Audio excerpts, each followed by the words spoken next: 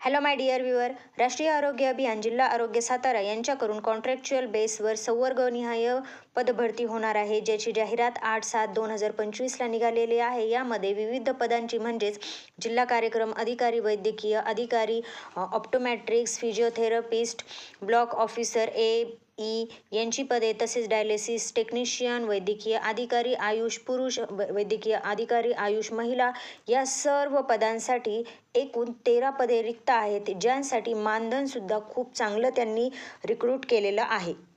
या पदांसाठी अप्लाय करण्यासाठी लास्ट डेट जी असणार आहे ती 15/7/2025 असणार आहे. आणि ही सर्व पद भरती जी होणार आहे ती सर्व संवर्गनिहाय म्हणजेच कॅटेगरी वाईज पद भरती होणार आहे.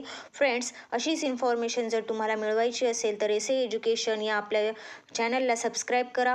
ही जी जाहिरात आहे टेलिग्राम चॅनलला अपलोड केलेली आहे, तिथून तुम्ही PDF डाउनलोड करून घेऊ शकता.